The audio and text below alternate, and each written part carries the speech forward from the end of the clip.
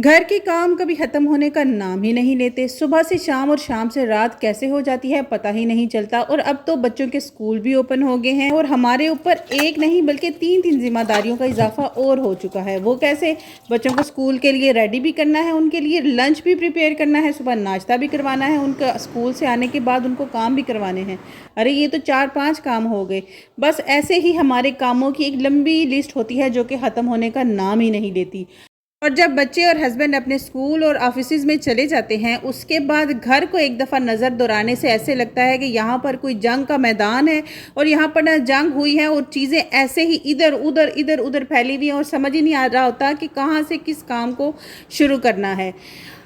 आपके साथ ऐसी टिप्स एंड ट्रिक्स शेयर करूंगी कि जिससे आपका घर सुबह सिर्फ एक दफ़ा साफ़ करने के बाद पूरा दिन आपका घर साफ़ होगा। आप ये बात नहीं करेंगी कि मेरा घर हमेशा बिखरा रहता है, समझ ही नहीं आता, एक चीज़ को एक जगह से उठाती हूँ और वहाँ पर 10 चीज़ें और आ जाती हैं, ये कैसे आती हैं।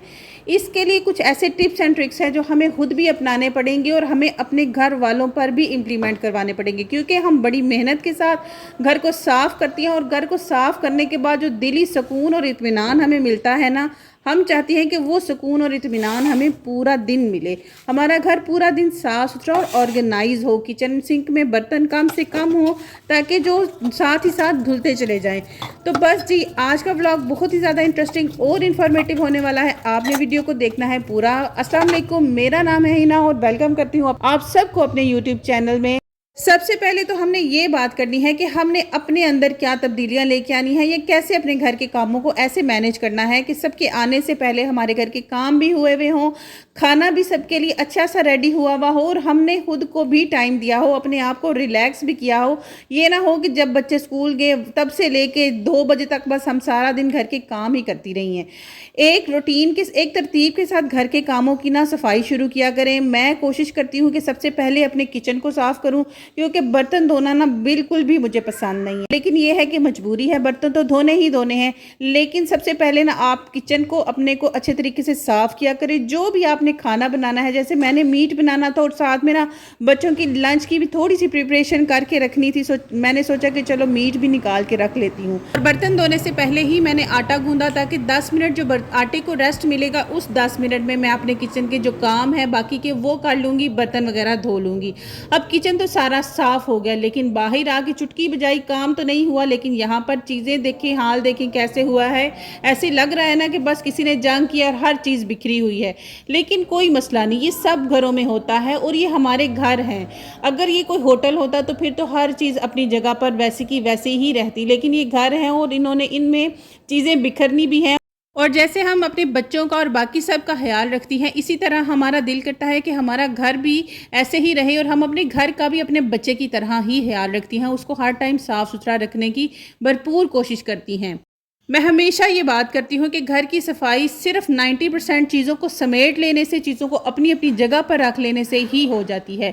अब यहाँ पर ये जो कपड़े आप सारे बिखरे हुए देख रही हैं ना, ये वो कपड़े हैं। कल मैंने मशीन लगाई थी और यहाँ पर ना काफ़ी सारी बारिश हुई और मुझे इनको अच्छे तरीके से धूप लगवा के सुखाने का मौका ही नहीं मिला।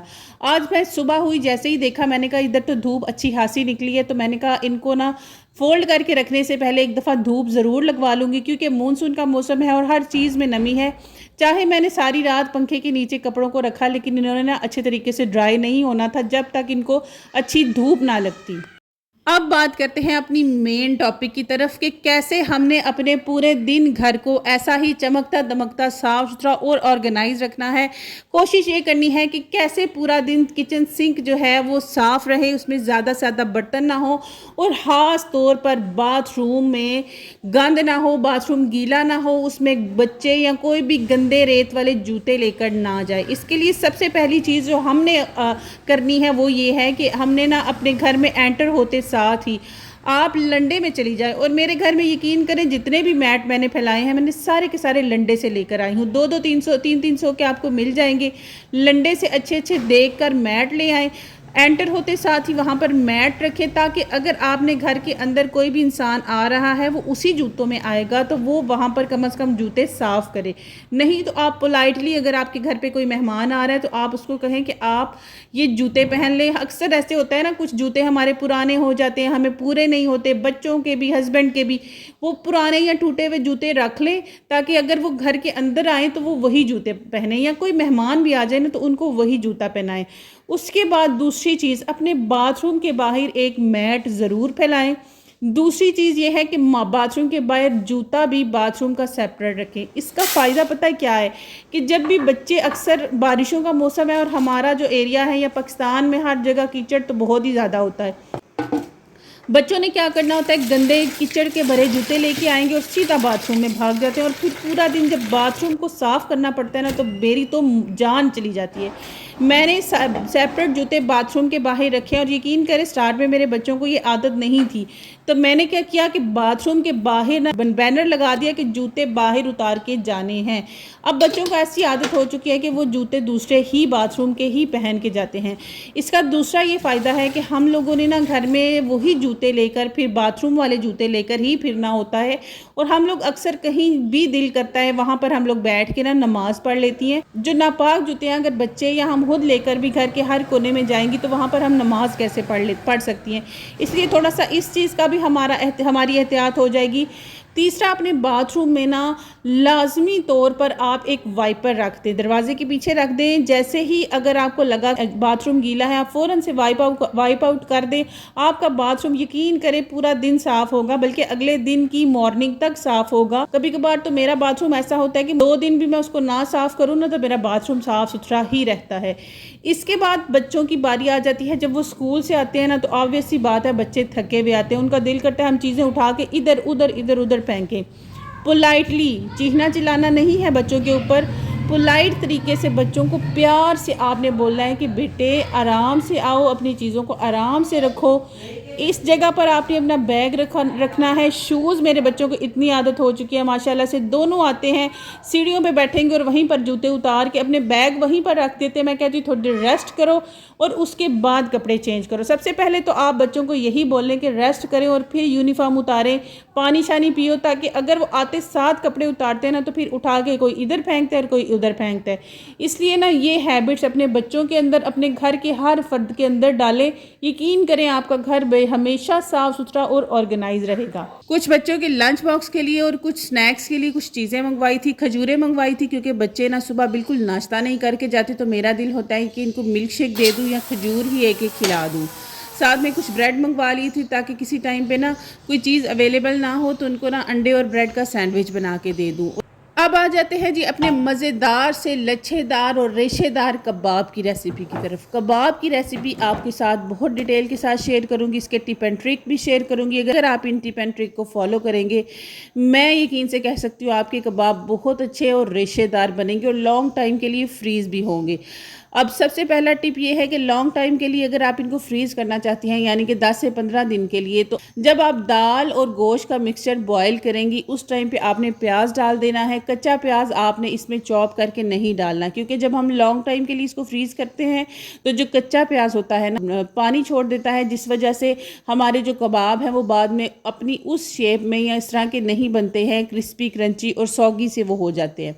दूसरा टिप एंड ट्रिक ये है कि आपने रेशेदार कबाब बनाने के लिए, बेशक आपके पास चॉपर मौजूद है, लेकिन जो गोश्त है उसको आपने अलग से सिलवट्टे में कूटना है। उसके जो रेशे हैं, जो फाइबर है, वो अलग अलग उसका हो जाना चाहिए।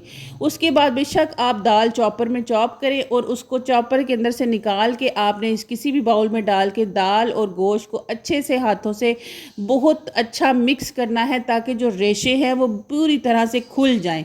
अब बात करते हैं बेसिक इंग्रेडिएंट्स जो हमने इसके अंदर डाले हैं और जिन्होंने मैजिक करना है। मैंने कभी भी ना स्टोर बॉट कोई भी मसाला नहीं डाला, कभी भी कबाब में या किसी भी अपनी रेसिपी में इस तरह की कोई बना रही हूँ। तो आपने क्या करना है कि हरी मिर्च ज़्यादा सारी लेनी है, उसको अच्छा सा चॉप करें चॉपर में और वो भी इसके अंदर मिक्स करें। इसका ये फ़ायदा होगा कि आपको जो दूसरी मिर्चें होती हैं ना, जैसे दड़ा मिर्च हो गई या रेड चिलीज़, वो नहीं डालनी पड़ेंगी। उसके बाद नमक डालें, गरम मसाला डालें, सूखा धनिया डालें और हरा धनिया और पुदीना, इनको अच्छे से चॉप करें, वॉश करें और वो डालें। आपके कबाब इतने मज़े के बनेंगे, रेशेदार, अंदर से बिल्कुल सॉफ्ट और ऊपर से क्रंची होंगे। और अंडा बीच में ही आपने बैटर में डालना है। बैटर आपका इतना हार्ड होना चाहिए कि आप उसमें एग डालें, कबाब को फ्राई करना है। अब मेरे कबाब के ऊपर मैंने बिल्कुल भी अंडा नहीं लगाया, लेकिन ये इतने मज़े के, इतने सॉफ्ट और क्रंची बनते हैं कि सब तारीफ़ें करते रह जाते हैं।